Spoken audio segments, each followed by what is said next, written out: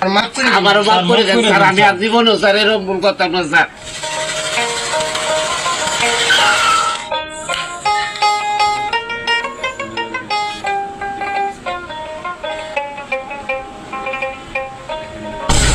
আসসালামু আলাইকুম স্যার। ভাই কেমন আছেন ভাই? জি ভালো, ভালো আছে জি আছি আলহামদুলিল্লাহ। স্যার। কি মনে করিয়াতে?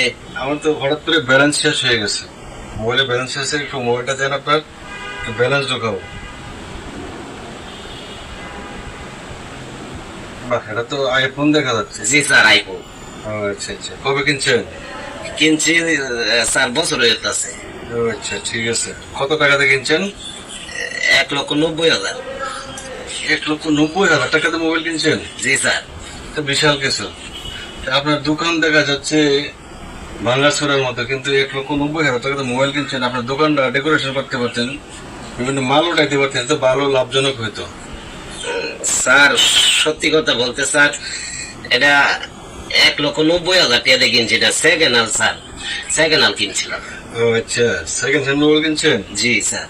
আচ্ছা ঠিক আছে, আপনি বসেন। আপনি হয়তো অস্থির হচ্ছেন কেন? না স্যার। কাঁপতেছেন কেন আপনি? আপনার নাম কি রুকন? জি স্যার। আমার পিতার নাম কি আব্দুল মুতালিব? হ্যাঁ স্যার। গ্রামের নাম বাসাটি? জি স্যার। জি স্যার। আচ্ছা ঠিক আছে, আপনি বসেন। আপনি যে মোবাইলটা কিনছেন, কার কাছ থেকে কিনছেন? স্যার তার আমি চিনি না। আপনি চিনেন না? এই মোবাইলটা কিভাবে নিলেন? আপনি না চিনা থাকা সত্ত্বেও আপনি মোবাইলটা কিভাবে কিনলেন? এত টাকা দামের একটা আয়া মোবাইল। কইতাছে, কয় ভাই একটা মোবাইল কিনবাই না, আমি বিপদে পড়ছি, আমার 8,000 টাকা লাগে, আমি মোবাইলটা বেচালাম। পরে দেয়া এত সস্তা, আমার কাছে টিহা আছে 8,000, পরে মোবাইল লয়ে আসছি স্যার। 8,000 টাকা দিয়ে মোবাইল কিনছেন, আগে যে বলেন 1,90,000 টাকা। স্যার এটা সাজলে দেখছি মার্কেটে অত দাম আছে। ও আচ্ছা, মিথ্যা কথা বলছেন না? জি স্যার। ঠিক আছে, এখন বুঝবেন। এখন আপনাকে থানায় যেতে হবে। এটা নিয়ে অনেক অকারেন্স হয়েছে, বড় ধরনের অকারেন্স হয়েছে।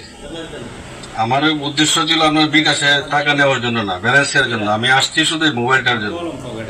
এটা থানায় কমপ্লেন হয়েছে, এজন্য মূলত আসা আপনার কাছে। আমি তথ্য প্রযুক্তির মাধ্যমে আপনার ঠিকানা পেয়েছি, তারপরে কিন্তু এখানে আসা, আমি শনাক্ত করে এখানে এসেছি আপনার। স্যার আমি তো এটা কিনছি স্যার, আমার তো দোষ নাই স্যার।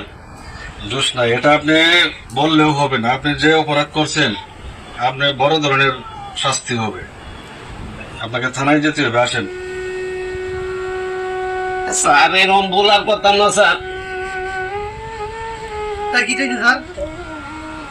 দেখেন, একটা বাস থেকে ডাকাতি হয়েছে, সাথে অনেকগুলো